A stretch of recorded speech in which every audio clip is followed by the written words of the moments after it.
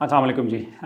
बहुत सारे लोग आप में से जिनका कनाडा का एडमिशन आ चुका हुआ है अंडर ग्रेजुएट के लिए भी, मास्टर्स के लिए भी, वो अब कनेडियन स्टडी परमिट की एप्लीकेशन सबमिट करने वाले हैं और उसमें बहुत सारे सवाल हैं, बहुत सारी कन्फ्यूजन्स हैं कि there is huge visa refusal for Canada, कैसे अप्रूव होता है, क्या डॉक्यूमेंट्स लगाने हैं।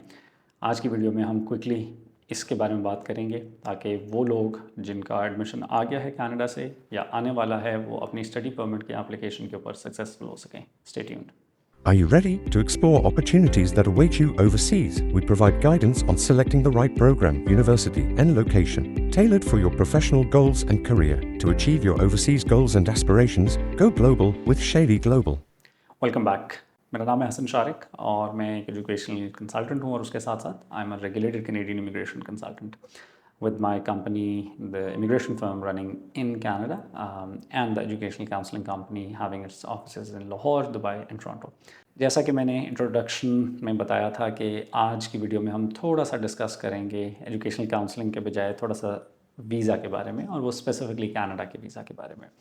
Our firm specializes in Canada. I myself, being a Canadian national, having worked in Canadian universities such as York University for many years.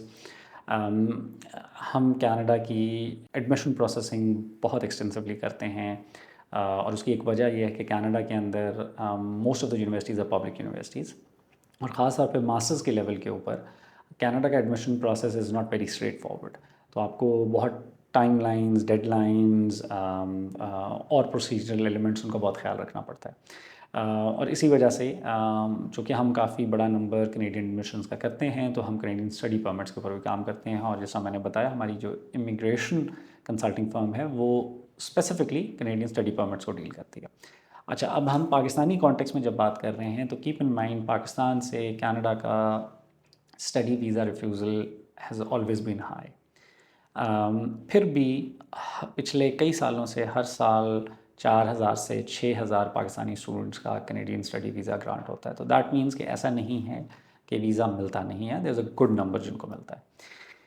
Canadian study permit application के लिए एक बहुत इंपॉर्टेंट चीज़ जो आपने ज़हन में रखनी है वो ये रखनी है कि पाकिस्तानी एप्लीकेशन जो हैं वो अबू धाबी की कनेडियन हाई कमीशन में प्रोसेस होती हैं and there is an AI based system called Chinook जो कि यूटिलाइज़ किया जाता है। तो सबसे पहली चीज़ जो आपने समझनी है वो ये है कि कनेडियन स्टडी परमिट की एप्लीकेशन जब आपकी प्रोसेस हो रही होगी तो उसकी इनिशियल स्क्रूटनी या फ़िल्टरिंग जो है वो एक AI सिस्टम कर रहा होगा और वो आपकी एप्लीकेशन में से कुछ कीवर्ड्स निकालेगा, कुछ गैप्स को देखेगा और उसकी बेस के ऊपर वो एक एनालिसिस दे देगा कि ये इस एप्लीकेशन का आउटकम होना चाहिए और फिर फाइनली एक ऑफिसर उस पर डिसीजन लेगा।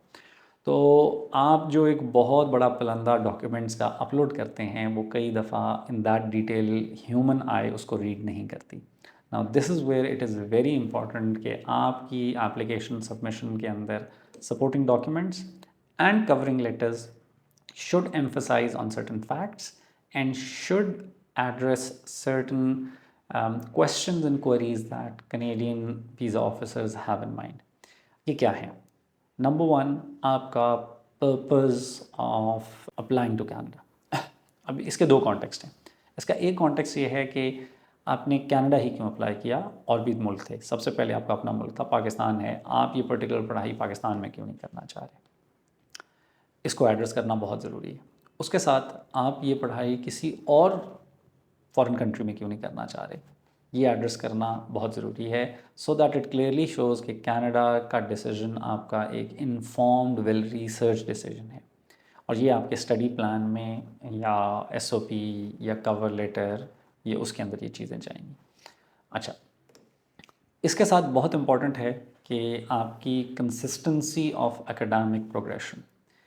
आपने जो पहले अपनी एजुकेशन की है you should be building on that. ठीक है, अगर आपने एक फ़ील्ड पढ़ी है तो आप उसी फील्ड या उससे रेलिवेंट किसी फील्ड के अंदर अपनी अगली डिग्री देख रहे होंगे।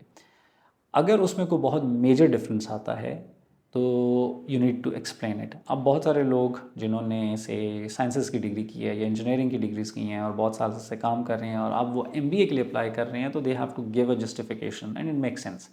लेकिन अगर कोई इंडिविजुअल सोशल साइंसेज में था और ऑल ऑफ अ सडन वो मास्टर्स इन प्रोजेक्ट मैनेजमेंट में अप्लाई कर रहा है तो what is the reasoning behind that, this has to be explained.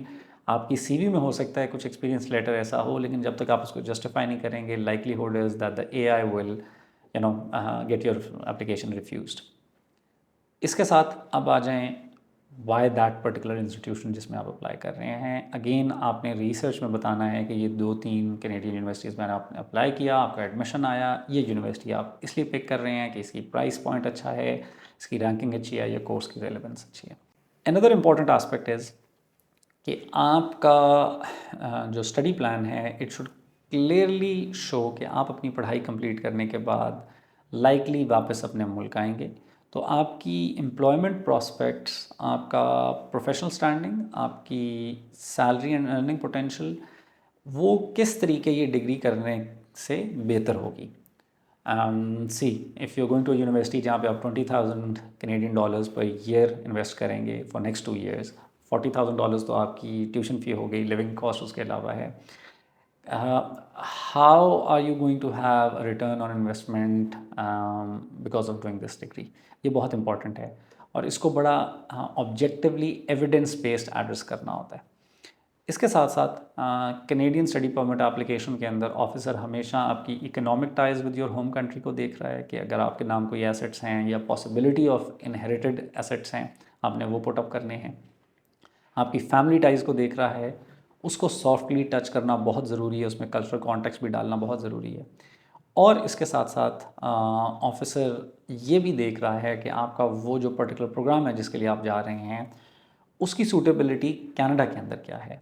इस टाइम बहुत सारे लोग जो कि सिंपल बिजनेस प्रोग्राम्स के लिए जा रहे हैं, उनके रिफ्यूज़ल के रीजंस बहुत हाई हैं, because Canadian officers know that there is a likelihood कि आप पढ़ाई कंप्लीट करके पोस्ट स्टडी वर्क वीज़ा के ऊपर चले जाएंगे और फिर आप उधर लोकल जॉब देखेंगे, PGWP जिसको कहा जाता है। तो अगर तो उनको लग रहा है कि ये प्रोफाइल ऐसा है कि जिसकी करियर प्रॉस्पेक्ट्स बहुत अच्छे नहीं हैं, तो they might be reluctant giving a visa to you. ये सारे फैक्टर्स अगर आप एक अच्छी SOP के साथ कवर लेटर के थ्रू, और इसको बहुत एक्सटेंसिव नहीं करना, you have to keep it concise but you have to hit the right strokes. और अगर खुदा न खास्ता आपका पहले एक दफ़ा वीज़ा रिफ्यूज़ल हुआ है तो फिर इसको एड्रेस करना अच्छे तरीके से बहुत ज़रूरी है। Just adding documents will not help. I've seen cases for top institutions, top profiles get rejected because the applicant or their parent did not know कि इसके साथ एक कवर लेटर देना है, कुछ चीज़ों की एक्सप्लेनेशन देनी है। इसकी एक एग्जांपल देता हूँ कि अगर आप ऑनलाइन देखेंगे तो उसके अंदर द रिक्वायरमेंट इज़ कि फर्स्ट ईयर की ट्यूशन एंड लिविंग कॉस्ट आपने बैंक स्टेटमेंट में शो करनी है, ठीक है, या कुछ पे करनी है। बहुत सारे लोग सिर्फ वो दिखा देते हैं, but the officer is actually looking at कि आपका sponsor in years to come उनकी इनकम के क्या सोर्सेज हैं, और वो उसकी बेसिस के ऊपर भी वो डिसीजन लेते हैं। तो with this I will conclude, very important कि कैनेडियन स्टडी परमिट की एप्लीकेशन अगले 2-3 महीने के अंदर ये सबमिट हो रही होंगी। उसके साथ राइट सपोर्टिंग डॉक्यूमेंट्स लगाए जाएँ, जितने ज़्यादा सपोर्टिंग डॉक्यूमेंट्स लगाए जाएँ, financials, your proof of research for the particular institution जिसमें आप अप्लाई कर रहे हैं, your plan कि आप वापस आके क्या करेंगे, और ये सारे का सारा एक बहुत अच्छे thoroughly developed study plan SOP cover letter के थ्रू सबमिट होना चाहिए। अगर आप कनाडा में अप्लाई करने में इंटरेस्टेड हैं, एडमिशन या फिर study visa, feel free to connect with my team and reach out. They'll guide you and then we can have a one-on-one meeting as well with myself. अगर आपको Canada के अलावा कहीं एडमिशन या visa की support चाहिए, that can be Australia, UK, USA. Our team specializes in that. So do get in touch with us. Video को like ज़रूर कीजिएगा, सपोर्ट कीजिएगा, और इंशाल्लाह जल्द मिलेंगे एक और वीडियो के साथ। तब तक अपना ख्याल रखिएगा। अल्लाह हाफ़िज़।